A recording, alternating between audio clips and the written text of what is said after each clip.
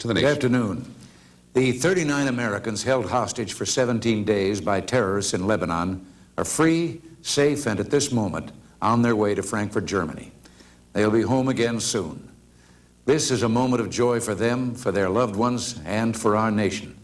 And America opens its heart in a prayer of thanks to Almighty God. We can be thankful that our faith, courage, and firmness have paid off. But this is no moment for celebration. Let it be clearly understood that the 7 Americans still held captive in Lebanon must be released, along with other innocent hostages from other countries.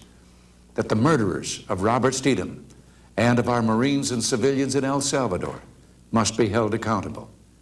That those responsible for terrorist acts throughout the world must be taken on by civilized nations. That the international community must ensure that all our airports are safe and that civil air travel is safeguarded, and that the world must unite in taking decisive action against terrorists, against nations that sponsor terrorists, and against nations that give terrorists safe haven.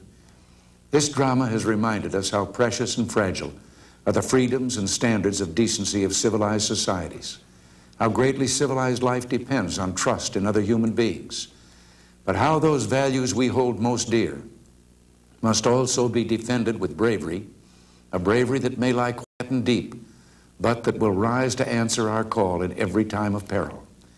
Freedom, democracy, and peace have enemies. They must also have steadfast friends.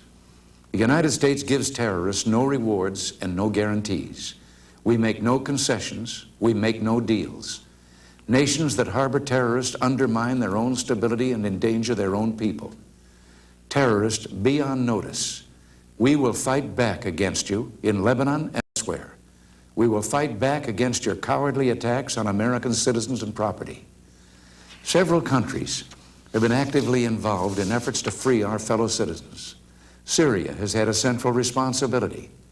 The efforts of the Algerian government were likewise an example of constructive cooperation against the direct challenge of lawless terrorists. King Hussein spoke out early and forcefully in condemning the hijacking. Saudi Arabia also made an effective contribution. Throughout the past 17 days, we have also been in close touch with Israel and a number of governments in Europe and the Middle East, as well as with international organizations, all of which displayed great concern for the safety and release of the hostages. We will remember and offer our thanks to all who helped us and who stood with us. And yes, we'll remember those who did not. We will not rest until justice is done. We will not rest until the world community meets its responsibility. We call upon those who helped secure the release of these TWA passengers to show even greater energy and commitment to secure the release of all others held captive in Lebanon.